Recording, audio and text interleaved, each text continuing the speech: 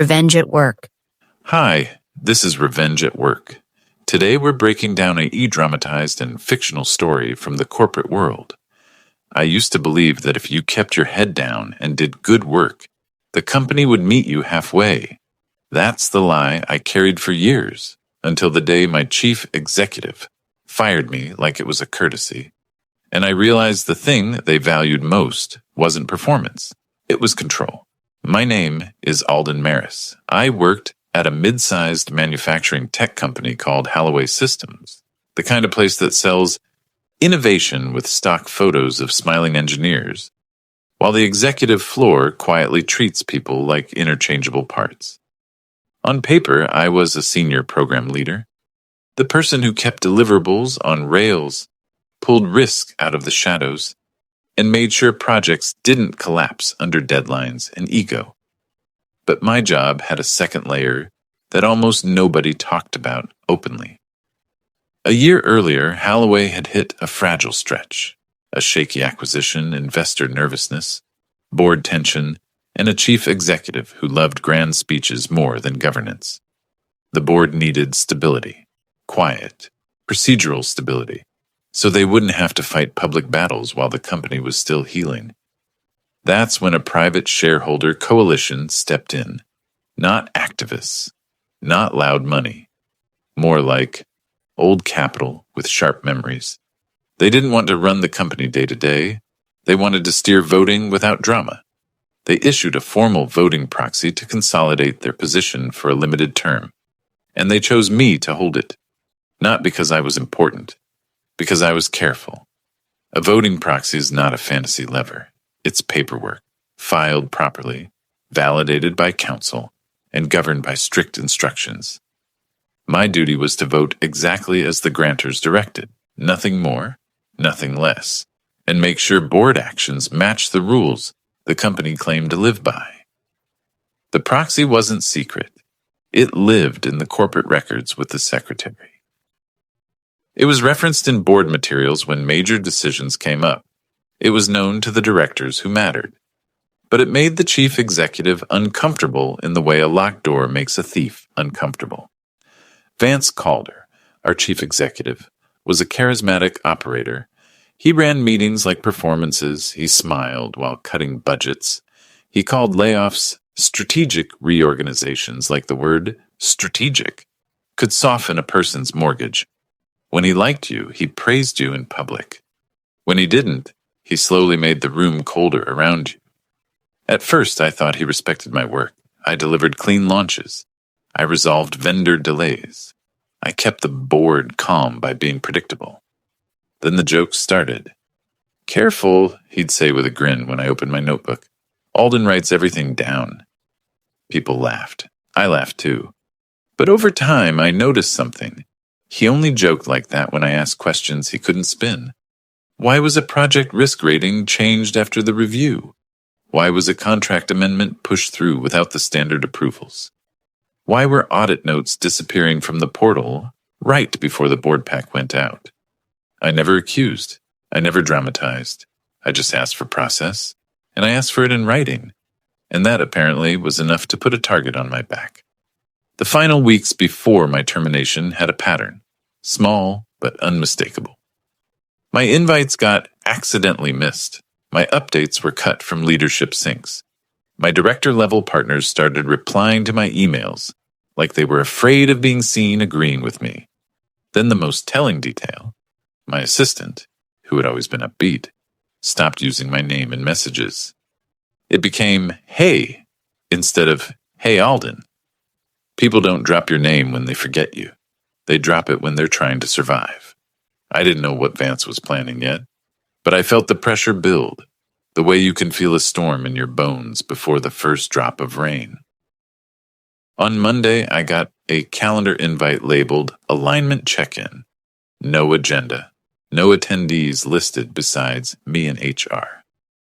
I forwarded it to my personal archive, not because I expected war, because I'd learned that when someone in power gets vague, it's usually because they want options.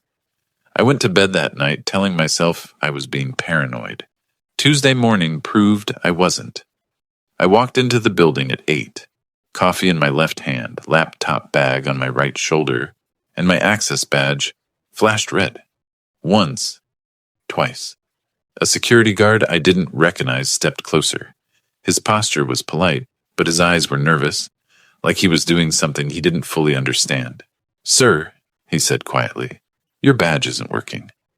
I stared at the turnstile and felt something settle inside my chest. Not fear, recognition, because badges don't stop working by accident. Not at companies like ours. Not with my clearance level. That kind of failure is always a choice someone makes. I took my badge out again and tried one more time, just to be sure. "Red," the guard swallowed. "I'm supposed to escort you to a conference room." I looked past him at the lobby. Employees walking in, laughing, holding breakfast, living normal lives. And I realized this wasn't just a firing. This was theater. So I nodded once, calm on purpose, and followed him toward the elevator. My phone buzzed while we waited. A single text, unknown number, but I recognized the name when it appeared. Idris Kovan, Board Audit Chair. "Did you authorize this termination?" I read it twice. Then I lifted my eyes toward the security camera in the corner of the lobby. Because somewhere upstairs, Vance Calder was about to smile and say, "You're fired," thinking the story ended with me walking out quietly. And he had no idea the voting proxy I held could swing more than half the company. Not as a threat, as a fact. And that was just the beginning. I kept my face neutral as the elevator climbed, because the worst thing you can do in a corporate ambush is give them emotion they can frame as instability. The security guard, his badge said Tarek, stood a step behind me, hands folded like he was trying to look professional and not guilty. "I'm not here to cause trouble," I said quietly. He nodded fast, relieved. "I'm just following instructions." "I know," I told him, and I meant it. The doors opened onto the executive floor. The air up there always felt different, cleaner, quieter, like sound itself needed approval. We passed the glass offices, the framed awards, the giant company values poster that said transparency, in letters too large to be honest. At the end of the hall, a conference room door stood half open. Inside, Vance Calder sat at the head of the table with HR and a consultant I had never seen before. HR was Mara Densley. Polite smile, sharp eyes, the kind of person trained to deliver harm while sounding supportive. The consultant wore a gray suit and a blank expression, no nameplate, no introduction. Vance didn't stand when I entered. He didn't offer a handshake. He simply looked at me like he was studying how much resistance I'd give.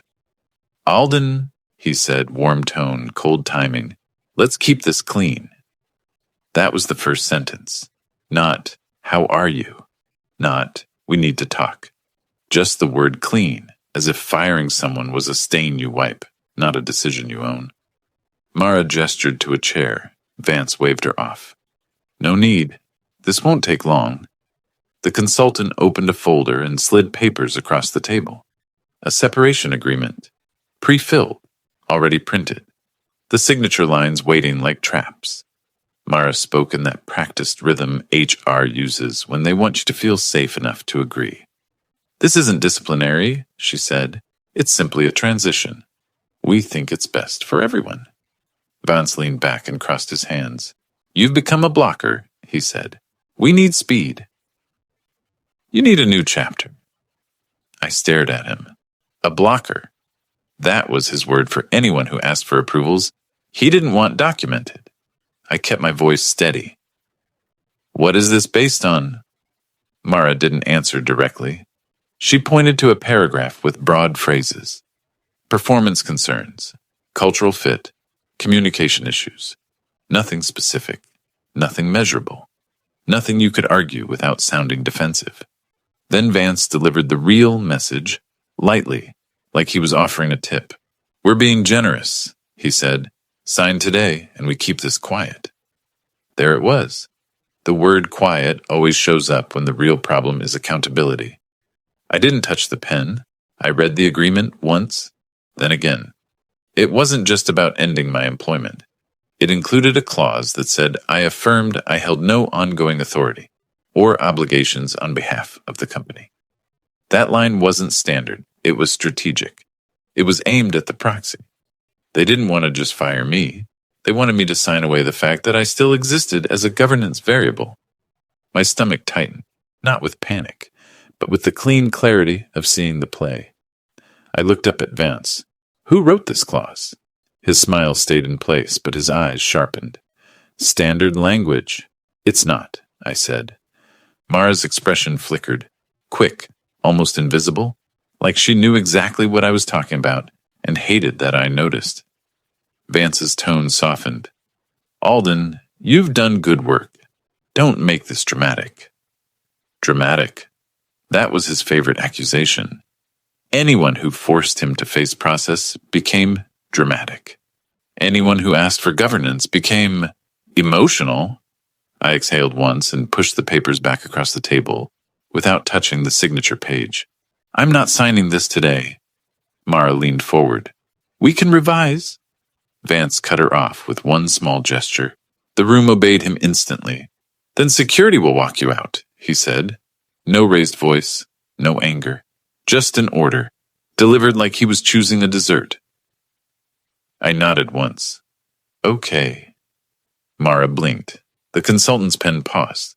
Vance's smile twitched, like he expected pleading and got nothing. I picked up my notebook, empty hands, calm posture, and turned toward the door. Behind me, Vance spoke to the room in a voice meant to be heard. He thinks he matters. That sentence wasn't for me. It was for Mara, for the consultant, for whoever he planned to tell later. It was a little stamp he wanted to press on my exit. Insignificant. I didn't react. I walked out, rode the elevator down, and stepped into the lobby like it was an ordinary day. Tarek escorted me to my desk, watched me collect my laptop and a few personal items, then led me to the exit with careful politeness. People looked up, some looked away. A few gave me the quick pity smile coworkers give when they're terrified. It could be them next.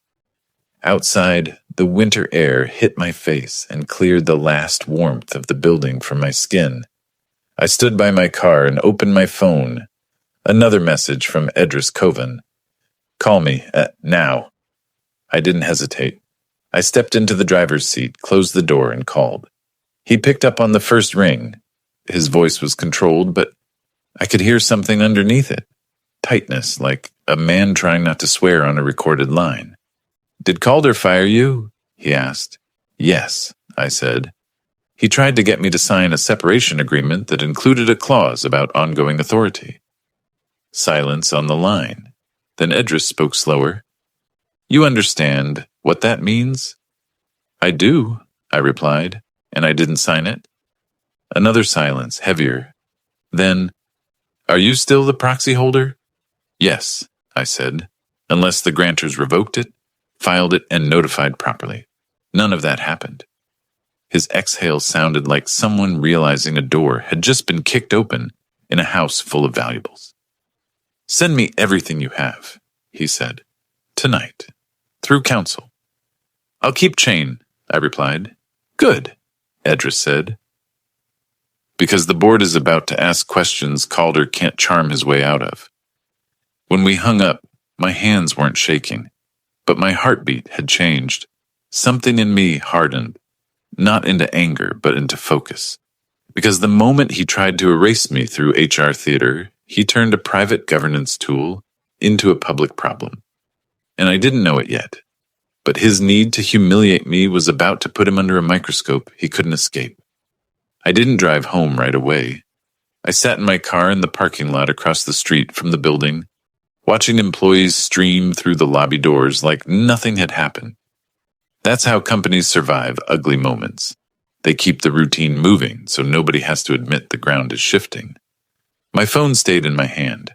The screen still showed Edris's name, like a reminder that this wasn't just personal anymore. I opened my notes app and started a timeline. Time the badge failed. Time HR invite hit my calendar. Time I was escorted out. Exact wording Vance used. Not because I wanted revenge, because in governance, memory is worthless without a record. I called Sarah Vint, the attorney I'd spoken to once months earlier, when legal asked me to sanity check proxy language after the board portal went down for a day. She answered like she was already in motion. "Mr. Maris," she said, "I saw a message from a director. Tell me exactly what happened." I told her, clean and chronological, no emotion, no guesses, just facts. When I mentioned the clause in the separation agreement, the one about affirming I held no ongoing authority, her voice sharpened slightly. "They tried to sever proxy authority by contract," she said. "That's bold." "They wanted it signed today," I replied. "Of course they did," Sarah said. "Do you have copies?" "Yes," I said. "I never sign anything without keeping a copy. I photographed every page." "Good," she said. "Do you still have access to the board portal?" "No." "Do you have the proxy grants outside the portal?" "Yes," I answered, and that wasn't an accident. Months earlier, the board portal had glitched during a sensitive vote. Legal panicked. The corporate secretary panicked. Everyone swore it would never happen again. Sarah calmly had said, "Create an independent archive, encrypted, time-stamped. If the portal becomes contested, you need the ability to demonstrate continuity." So I did it. I built an archive with hashed files, export logs, and counsel's confirming email. At the time, it felt like a belt and suspenders move. Now, it felt like oxygen. Sarah's next sentence was simple. "Do not send anything directly to board members from your personal email. We'll do this through proper notice." I exhaled once. "Understood." After the call, I drove home, but I didn't go inside immediately. I sat in my driveway and watched the quiet street. The weird thing about being fired is how quickly your identity tries to crumble. Your badge is off. Your email is cut. Your calendar is gone. The company moves on like you never existed. And if you let your brain accept that framing, you lose. So I didn't let it. I went inside, made coffee, opened my laptop, and started building the packet Sarah would need. Proxy grant letters from each shareholder entity. The consolidated instruction memo outlining how votes were to be cast. The filing confirmation from the corporate secretary. The council validation. And then I added the new material, the firing. The HR invite screenshot. The badge failure timestamp from the building entry log I'd requested last month for a facilities audit. The separation agreement photos, including the proxy clause. By afternoon, Sarah called back. "We're going to send a formal notice to the board," she said. "But before we do, I need to know something." "Go ahead. Do you have any reason to believe the proxy has already been revoked without your knowledge?" That question hit harder than I expected. Because revocation isn't magic either. It's paperwork. But paperwork can be forged, backdated, slipped into files when people think no one is watching. "I haven't received any revocation notice," I said. "That's good," Sarah replied. "But it doesn't guarantee they haven't tried something. We're going to ask for preservation of records immediately." Preservation. That's the phrase that makes executives sweat. It means you can't quietly delete the story. I opened my encrypted archive again and compared the files to the hash list I'd generated when I created it. Everything matched. For the first time since morning, my shoulders loosened. Just slightly. That small click of verification was my first real emotional release. The quiet relief of knowing I wasn't crazy and I wasn't unprepared. I messaged Edris through Sarah's channel, not mine. Sarah sent the notice. Termination attempted without board authorization. Proxy remains active. Emergency governance session requested. Record preservation demanded. Council attached. An hour later, my phone buzzed with a single text from Edris. "Emergency session approved, tomorrow morning.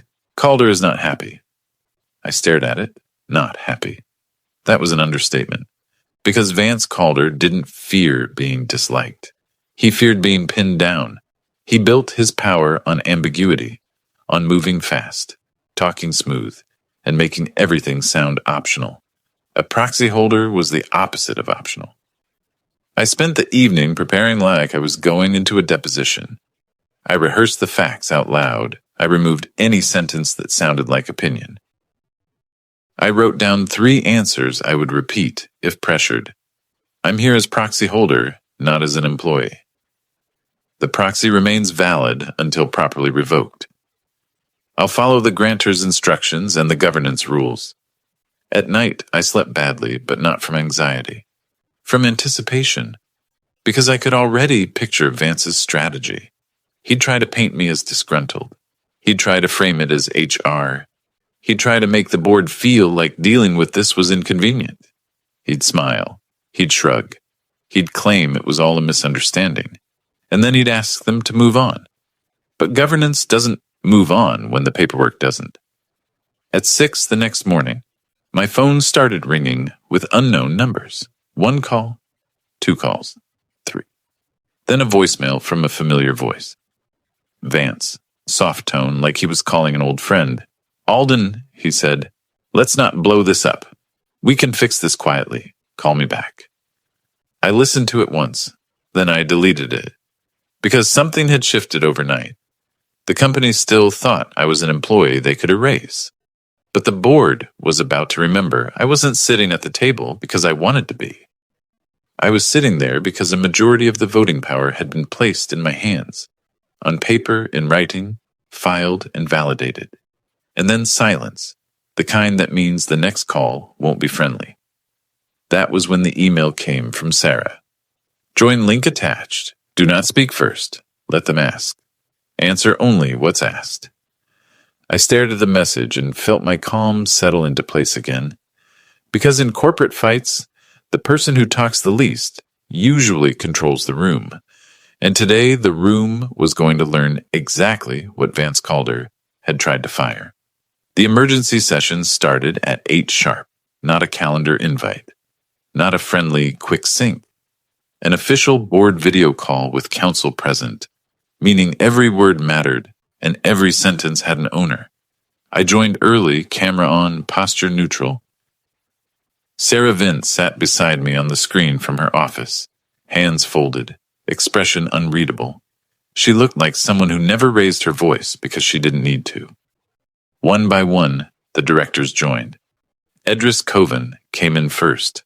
Audit chair, controlled face, eyes that didn't blink much. Then Mero Dane, the board chair, older, careful, the type who built power by being boring and consistent. Then 2 independent directors. Then outside counsel. Then the corporate secretary's assistant. Oddly, not the corporate secretary herself. And finally, Vance Calder appeared.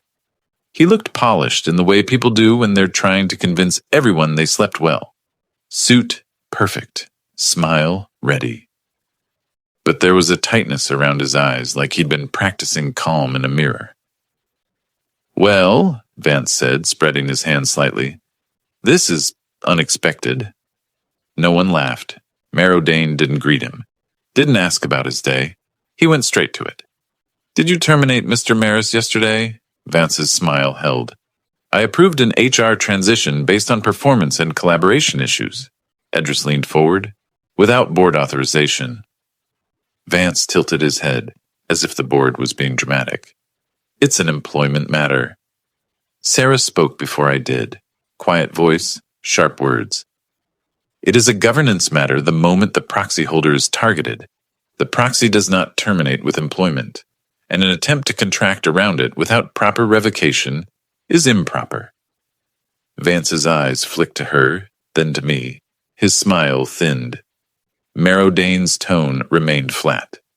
Mr. Calder, do you understand that Mr. Maris holds a majority voting proxy for a shareholder coalition? Vance gave a small shrug. He held an administrative designation. We're cleaning up outdated structures. That sentence told me everything. He thought the proxy was cosmetic. A label. Something he could clean up like a spreadsheet. Sarah didn't react emotionally. She simply shared her screen. A file. Clean formatting, signed proxy grants, validation letters, filing acknowledgments, a timeline. Here's the proxy documentation, she said. Here are the grantors. Here is the consolidated instruction memo.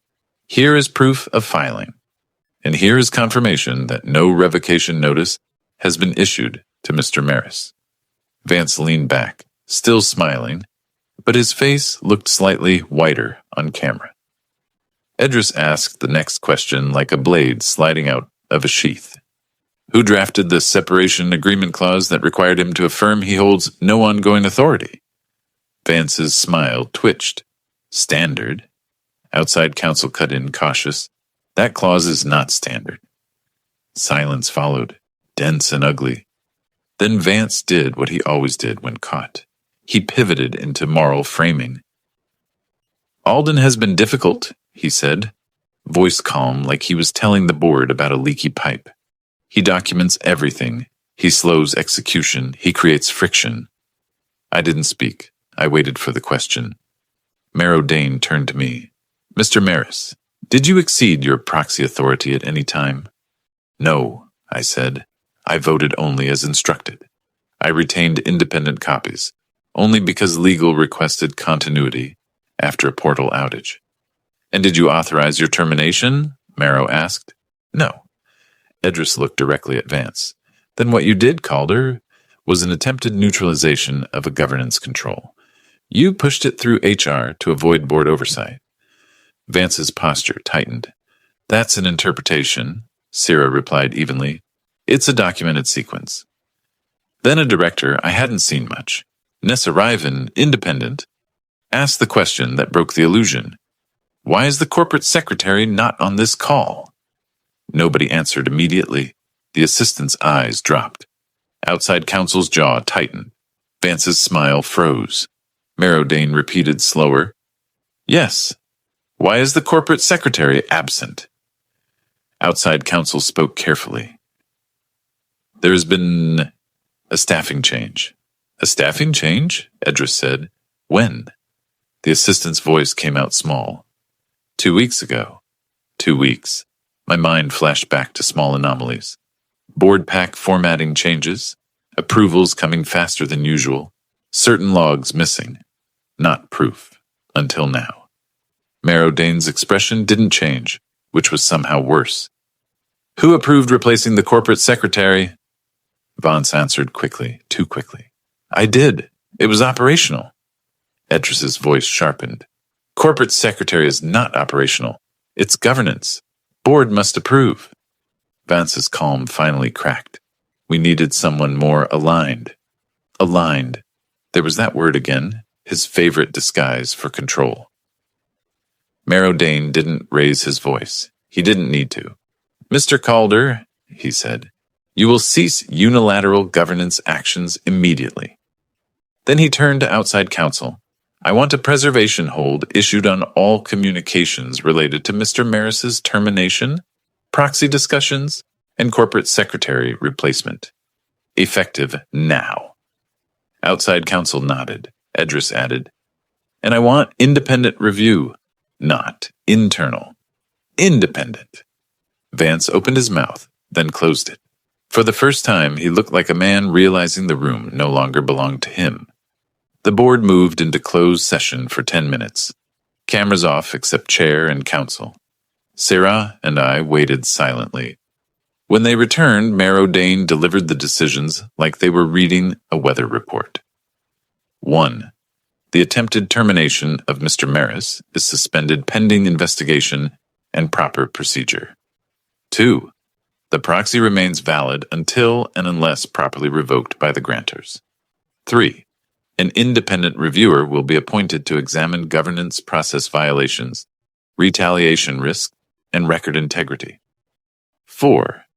Mr. Calder will have no involvement in HR actions, proxy matters, or corporate secretary functions during the review. Vance tried one last smile. So what? Are we going to babysit paperwork now? Edris looked at him like he'd finally seen the person behind the performance. This is not babysitting, Edris said. This is the company. That was the moment. The sharp, satisfying shift where the power changed hands without anyone yelling. My phone buzzed under the table. A text from an unknown number. Name your price and walk away. I didn't show it to anyone. I didn't reply. I just turned my phone face down. Because when someone offers you money in the middle of a governance investigation, it isn't a negotiation, it's a confession. I kept my voice calm when Marrow asked if I had anything to add. One point, I said. Yesterday's separation agreement included language that misrepresented the proxy's status.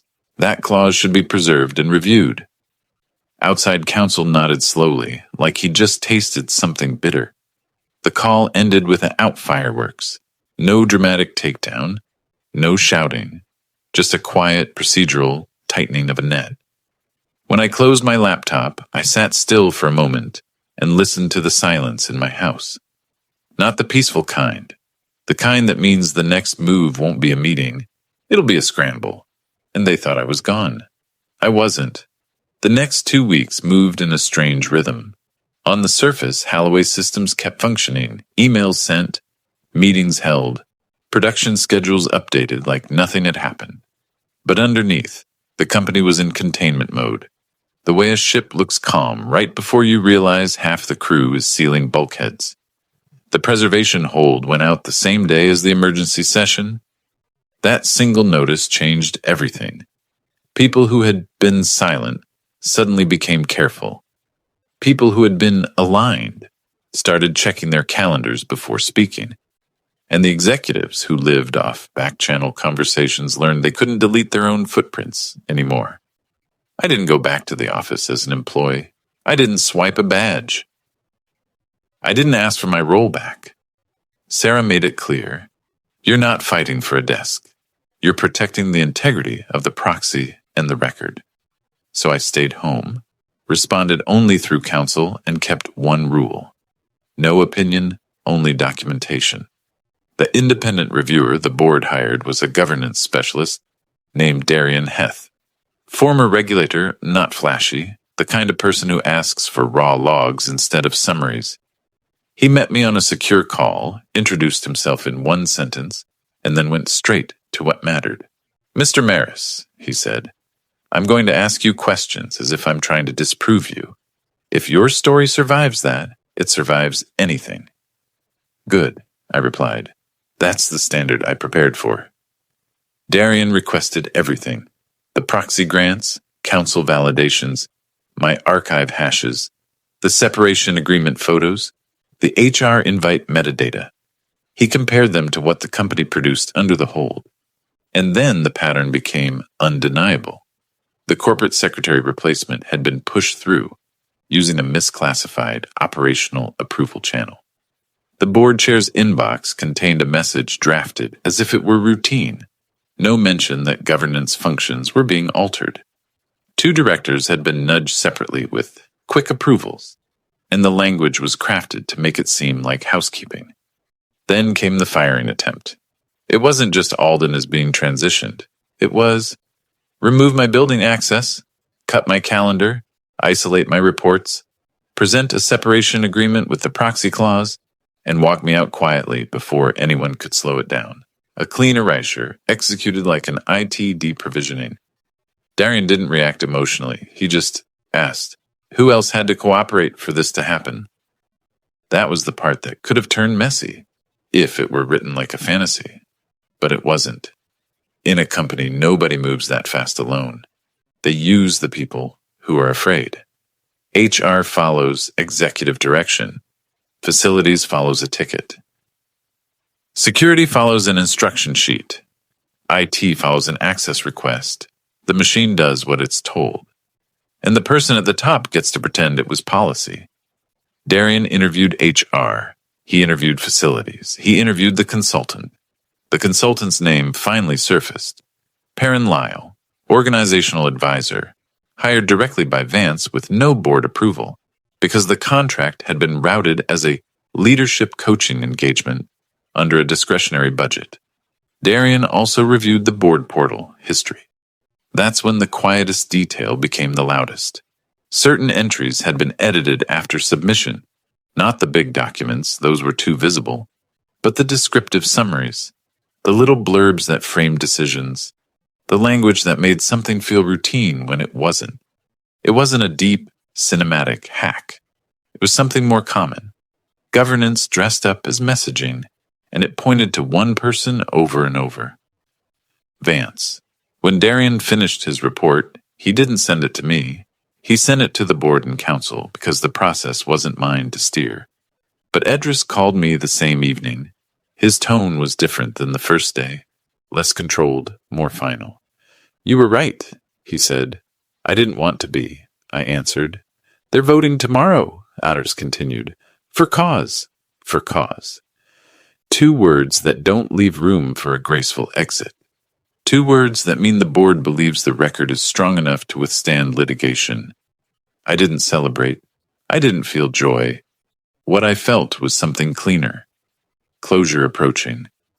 The next morning, Sarah and I joined the board call again. Vance showed up late. He looked tired now, not the performance tired he wore like a suit, but the kind of tired you get when your narrative stops working. Marrow Dane read the findings in short, brutal segments. No theatrics, no speeches. Attempted bypass of board oversight. Improper replacement of governance function. Retaliation risk tied to proxy holder. Misrepresentation in separation agreement. Failure to disclose material governance changes. Vance tried to interrupt twice. Once to call it overblown. Once to say he was moving fast for the company. Marrow didn't argue with him. He didn't debate. He just finished reading. Then the board voted. It wasn't close. Vance's employment was terminated for cause, effective immediately. Interim leadership appointed. Governance controls restored. Corporate secretary function re-established under board supervision. The call ended the same way the last one did. Quiet, procedural, irreversible. Afterward, HR reached out again, not with threats this time, with a corrected separation offer. This one acknowledged the obvious truth the first document tried to erase. My proxy authority existed independently of employment and could not be contracted away through a severance signature. They also asked if I would consider staying on as a governance advisor until the proxy term expired to stabilize the transition. Sarah asked me what I wanted, and I realized something that surprised me. I didn't want revenge. I didn't want a trophy. I didn't even want my old job back. I wanted the company to stop rewarding people for treating governance like an obstacle. So I agreed to one thing only. I would remain proxy holder for the remaining term, vote exactly as instructed, and then step away, cleanly. No executive role, no public drama, no victory lap, just the job the paperwork gave me. For the next month, I did exactly that. I voted to confirm interim leadership. I voted to restore audit reporting lines. I voted to require that any governance function changes go through board approval with council sign-off. I voted to tighten how discretionary contracts were classified so nobody could hide advisor. No story, and that was perfect, because the whole point of governance is that it shouldn't need heroes, it should need procedures. On my final day tied to Holloway in any way, I stood in my kitchen with a cup of coffee and read the last email from the corporate secretary. Proxy revocation recorded. Authority concluded. Thank you for your service. I closed the laptop and felt something I hadn't felt since the first badge failure. Peace. Not because I won, because every question the firing created had been answered. Why did they target me? Because documentation threatened their control. How did they do it? Through HR theater and access removal. Why did it fail?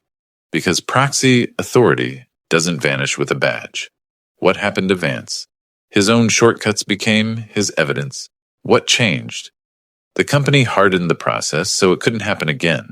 And the final lesson, the one I'd carry into every job after, was simple. Power loves quiet exits. So if you ever find yourself being erased politely, don't give them a scene. Give them a record.